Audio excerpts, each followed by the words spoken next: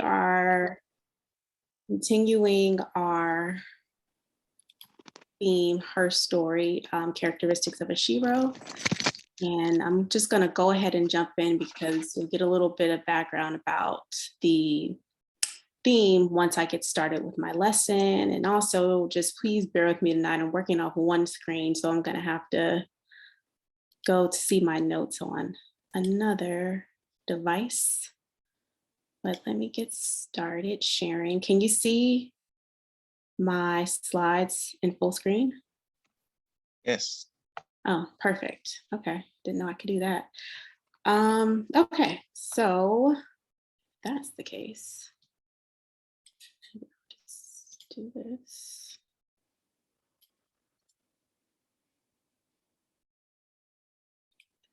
Give me 1 second.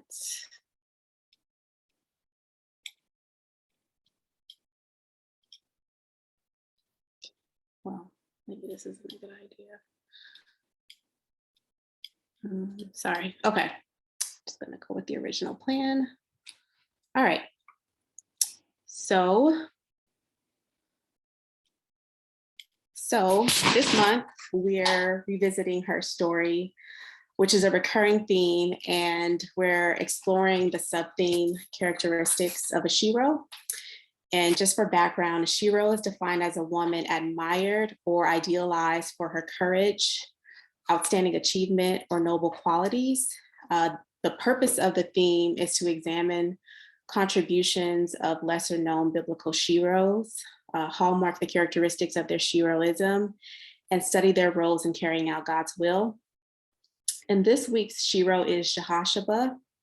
We'll explore her story through the lens of a superhero movie, but I do want to share a disclaimer. I don't watch a lot of superhero movies, but the parallels between our passage and the few superhero movies I've seen were apparent. So I just wanted to bring that piece out. And I do know that there are some big Marvel and other superhero movie fans on the call. So I'll be asking for your help and your thoughts tonight. All right, so before we jump into our lesson, I just want to pose a question to you all. And please come off mute if you can, or type in the chat if you are able, if you're not able to come off mute. But I just want to pose the question, what makes a good superhero movie?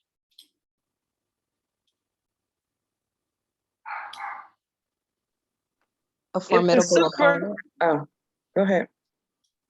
I just said a formidable opponent. Okay. Mm-hmm. If the superhero can't be Black, dressed in Black. Okay. All Black everything. I like a hero with a good backstory, like something that drives them, gives them purpose. It's not them just, flying or whatever. It's like they have purpose in why they do what they do. Yeah. Okay. In the chat, I'm seeing an antagonist, overcoming impossible odds, backstory of a superhero. They're not stronger than their opponent. Anyone else? Their superpower, like depends on what superpower they got. Superpower. Mm-hmm. I'm also seeing conflict in the chat. I think the storyline too is oh, go ahead, Omar. I see your hand up. Oh, I was going to say when folks can relate to the protagonist. So it don't necessarily have to be an evil villain that they're going against. It can be like an internal struggle that they're dealing with, and they happen to triumph or at least attempt to triumph and overcome it throughout the movie. Mm-hmm. Nice. Carlos, what were you saying? I was gonna say, the thing that's like common with most superheroes is like this trauma or this traumatic story, where like, with Bruce Wayne, his parents was killed as a kid, right? So like, he's driven by that. And my favorite superhero story though happens to be a kid who was born in, Oakland, California in 1992, and Black Panther, you got it on the screen, you feel me? Okay. All right. Thank you all for participating. Gonna keep moving with the lesson. You all helped me set the foundation for some things that I will talk about tonight. So let's keep going. Oops. Okay, so you all mentioned a lot of the things that I noticed as I meditated on the text. So I'm going to reiterate some things that you already said, but some things that I saw as parallels from the passage we'll be studying in superhero movies were, a major problem or conflict, an origin story, a Shero, a villain, superpowers, a plot twist, and justice being served. So as we go through the text, I'm going to highlight the parallel superhero story components from a biblical spiritual perspective. Okay, so let's begin the lesson. So our Shero for tonight is Jehoshaphat. She's only mentioned in 2 verses in the Bible, one in each of the books of Kings and Chronicles. And both of these books cover the history of Israel primarily during the period of king rulership. So we're going to use the Chronicles passage for our primary text tonight. And we're just going to jump in and get started with reading. So it says, when Athaliah, the mother of Ahaziah, saw that her son was dead, she proceeded to destroy the whole royal family of the house of Judah. But Jehoshaphat, the daughter of King Jehoram, took Joash, son of Ahaziah, and stole him away from among the royal princes who were about to be murdered, and put him and his nurse in a bedroom. Because Jehoshaphat, the daughter of King Jehoram, and wife of the priest Jehoiada, was Ahaziah's sister, she hid the child from Athaliah so she could not kill him. He remained hidden with them at the temple of God for 6 years while Athaliah ruled. So I know that there were a lot of names mentioned in our primary passage. We're going to get to those later on in the lesson. But for now, I want to focus in on Jehoshaphat, who is first introduced in the middle of the broader story, specifically during the conflict or the problem. And just to summarize this group of verses, the problem is that Athaliah is trying to destroy the royal family of Judah, which is David's bloodline, so she can transfer power and rulership of the kingdom of Judah to herself. So since our passage starts in the middle, I want to spend some time exploring the history and events that led to the conflict and the problem. And we'll parallel that to the origin story in superhero movies. So an origin story is just a backstory or established background narrative that informs the identity and motivations of Shero's heroes and villains. So we're gonna do some old school Sunday school Bible background right now. So please bear with me because the origin story is a little bit long. Okay, so first let's start off with Judges. So when the nation of Israel settled in Canaan, they entered the period of Judges, and it was characterized by cycles of Israelite sin and infidelity against God, followed by oppression from foreign nations as a punishment, followed by supplication to God for liberation, followed by deliverance from God through a judge. And then that was followed by a brief period of obedience and peace. And thereafter, the Israelites would find themselves being disobedient again, and the cycle would repeat itself, and a new judge would come in and rescue them from oppression. And you can find more information about that from the book of Judges in the Bible. But then later on, a transition in leadership type occurred. And this happened after the Israelites asked God to appoint a king so that they can be like other nations. There was also some things going on with Samuel's sons and the way that they were ruling. So the people asked God for a king, and he warned them about the challenges that they would face under king rulership, but the Israelites refused to listen and they still wanted a king. So God granted them their request. And just a little background. So typically, kingdom rulership is passed to an heir of the king after the king dies. And most often it's the firstborn son. So the rulership will stay within the bloodline. Alternatively, rulership can be transferred to a new bloodline or family after a coup or war or some other means. So just to orient you a little bit to this slide, this is showing all of the kings that ruled in Israel and in Judah. And I'm going to get to why, we have two sides in a second, but I just wanted to orient you a little bit first, because I know that there's a lot on this slide. So Saul was the first king of Israel, and you can see that at the far left corner. And for a short period of time, his son ruled, but his family ultimately lost the kingdom because of Saul's disobedience. And then David was anointed as the king of Israel. We're still on the left side right now of this diagram. And he was faithful to God. And when he did make mistakes, he was willing to repent of those mistakes. As I'm sure, many of you have heard, David was called a man after God's own heart.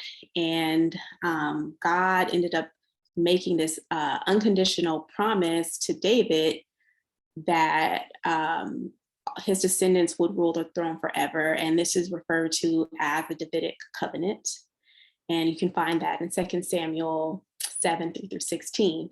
So a couple generations into the Davidic rulership, disobedience and civil war led to a split in the nation of Israel. So now we're looking at the part where we see Rehoboam is the king on the left side. So what happened is there were 10 of the 12 tribes of Israel that rejected David's grandson as king, that's Rehoboam, and they appointed a new king, Jeroboam. So that's on the right-hand side. And those 10 tribes are referred to as the northern kingdom of Israel. And then there were 2 tribes, Benjamin and Judah, that remained faithful to Rehoboam, and those tribes are referred to as the southern king of Judah. So God was able to retain this Davidic covenant with those 2 tribes that remained loyal, and they were known as Judah, and that's where David's bloodline ruled.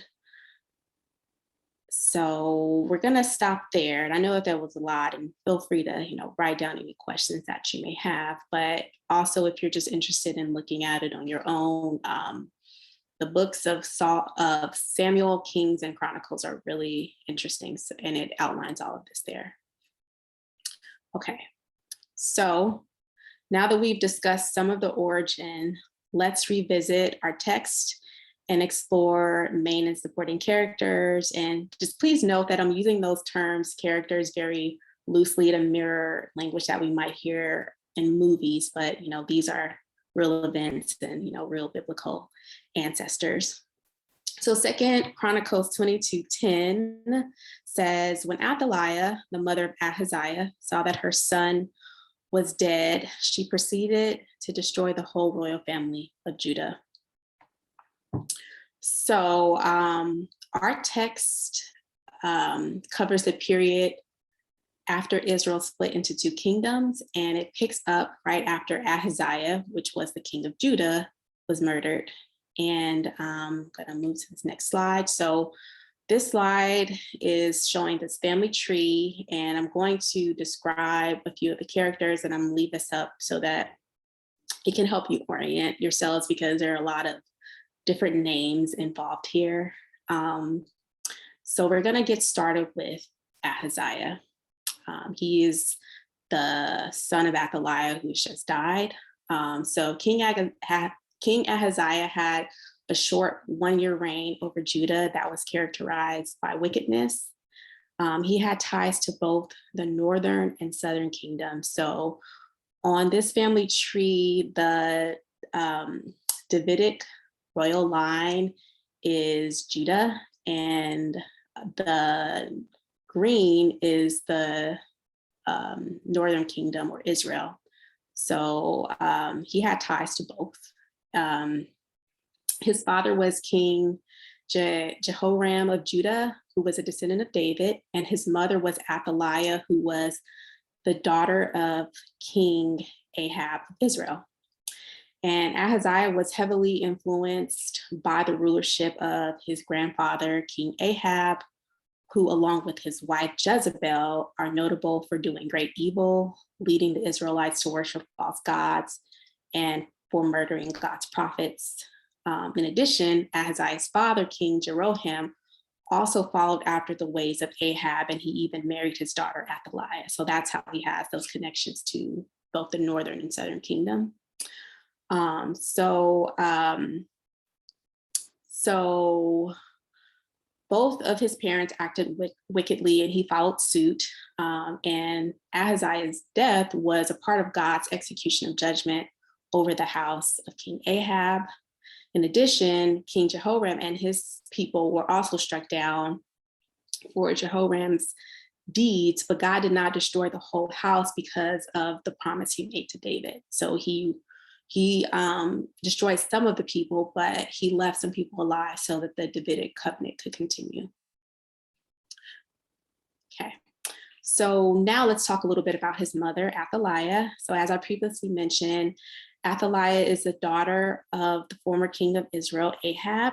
She's the wife of the former king of Judah, Jehoram, and the mother of the recently slain king of Judah, Ahaziah. Athaliah occupied a position of power that gave her influence over her husband and son. She used that influence to act wickedly and to promote foreign god worship, specifically Baal worship, in the kingdom of Judah. And the deaths of her husband and son left her both in grief and also without power. So that left her in a vulnerable position where she decided to orchestrate a plan to transfer the rulership of Judah to herself. And she did this by trying to destroy the bloodline of David, which would extinguish anyone with the royal right to the kingship, and that would also threaten the Davidic covenant. So Athaliah's actions led to her plan, and her actions led to the murder of her own grandchildren, Ahaziah's children. And some of these were babies. And the plan temporarily worked, and she would go on to reign over Judah for 6 years as the only documented ruling queen of either kingdom. And I would say Athaliah could be characterized as a villain in our text. I was hesitant to use that component of superhero movies because I don't want to dehumanize or relegate her. But I found a definition of a villain that I think could apply, and it is a person blamed for a particular evil or difficulty. So in this case, I liken Athaliah to a villain, not because of who she is as a whole, but because of her actions in this passage, and because she's in opposition to the will of God and the covenant that he made with David. Okay, so let's pick back up at verse 11, which says, "But Jehoshaphat, the daughter of King Jehoram, took Joash, son of Ahaziah, and stole him away from the royal princes who were about to be murdered, and put him and his nurse in a bedroom. Because Jehoshaphat, the daughter of King Jehoram and wife of the priest Jehoiada, was Ahaziah's sister, she hid the child from Athaliah so she could not kill him. He remained hidden with them at the temple of God for 6 years while Athaliah ruled the land." Okay, now let's talk a little bit about Jehoshaphat. So Jehoshaphat is the daughter of the former king of Judah, Jehoram, the stepdaughter of Athaliah. So Jehoram and Athaliah were married, but most of the commentaries think that Jehoshaphat probably had a different mother, which would make her the stepsister of the recently slain king of Judah, Ahaziah. She was also the wife of Jehoiada, which was the priest at the time.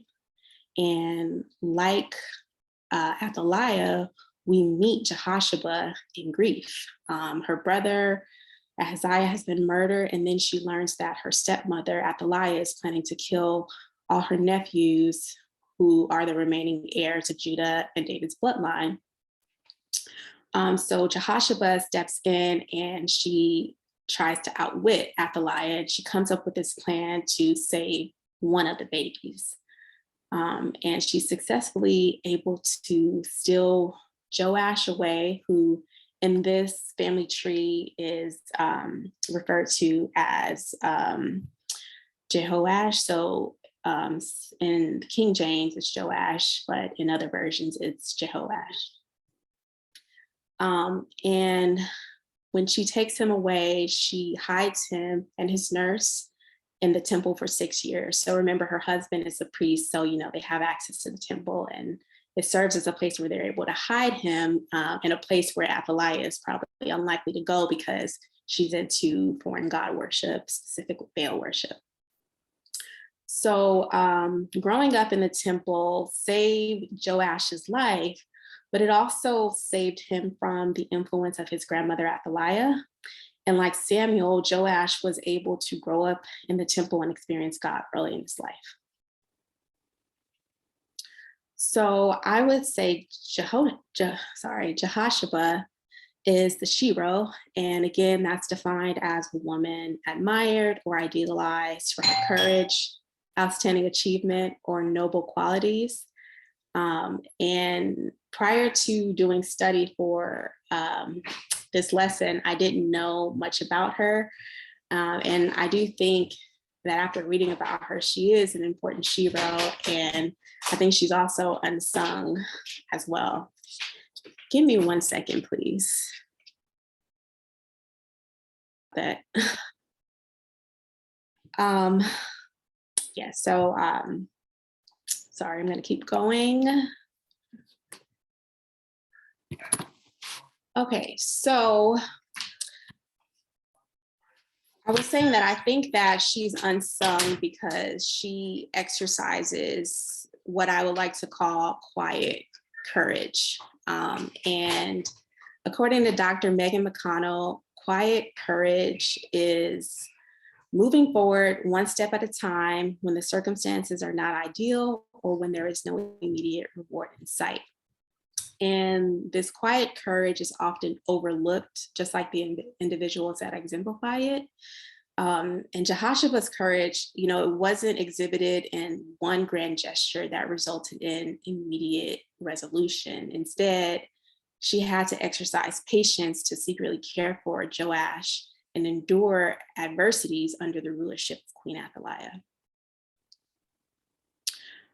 But her quiet courage paid off nonetheless. And we'll call this a plot twist. And that is just an unexpected occurrence or turn of events in a movie that completely changes the direction of the plot.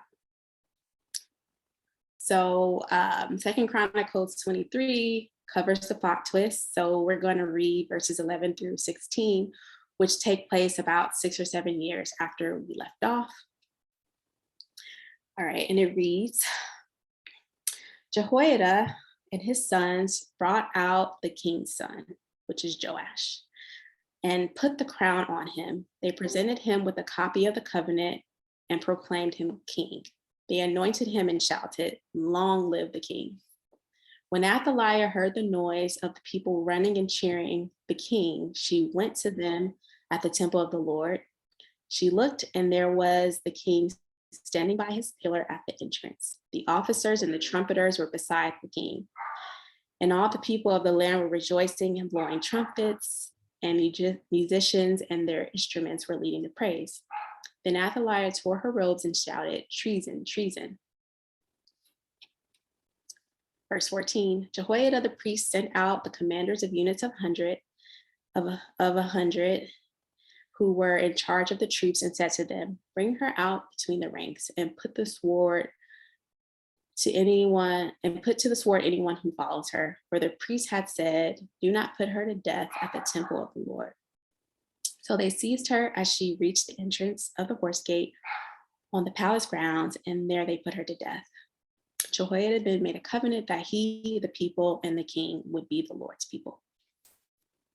So what's happening? Okay, so 6 or 7 years into Queen Athaliah's reign, Jehoiada, the high priest who is Jehoshaphat's husband, arranges this coup to overthrow Athaliah and to transfer the kingdom to Joash, who's one of David's descendants and the rightful heir of the kingdom of Judah.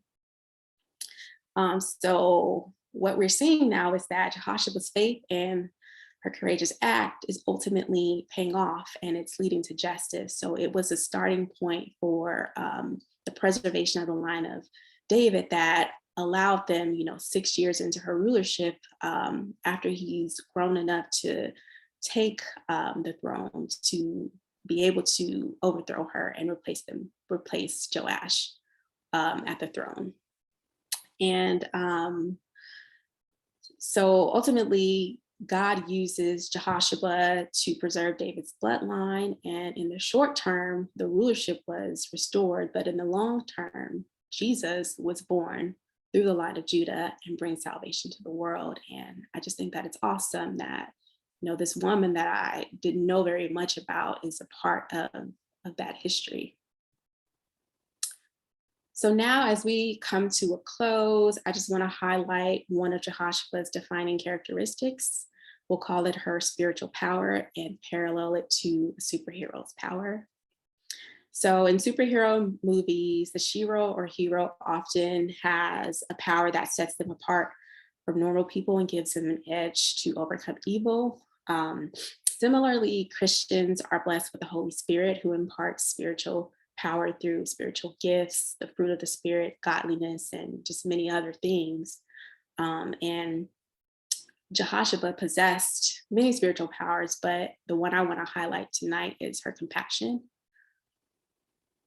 So according to dictionary.com, compassion is defined as a feeling of sympathy or pity for others, especially one that makes you want to help them. It is sometimes used interchangeably with empathy, but while similar, the words do have different meanings. Both words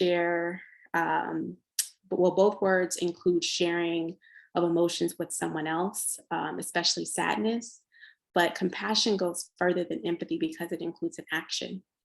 Compassion occurs when feelings of empathy motivate you to help someone. So Jehoshaphat felt sympathy and empathy for the royal princess when she learned that Athaliah was trying to murder them. And those feelings led Jehoshaphat to take action. So she moved from empathy to compassion when she risked her life to save Joash. And compassion, I think, is an understated spiritual power that has great impact in the kingdom of God. So like Jehoshaphat, God also equips us with spiritual power. He grants us influence over the world and places us in position to bless others and carry out his will. We have been called to go into the world to share the good news of Christ and advocate for others with courageous compassion. So be empowered and exercise your spiritual power. I think we're gonna stop there for tonight. Thank you all for listening. Please let me know if you have questions. I know there were a lot of names and details tonight, but I'm just looking forward to hearing your feedback and discussing any questions or comments that may have come up. Thank you.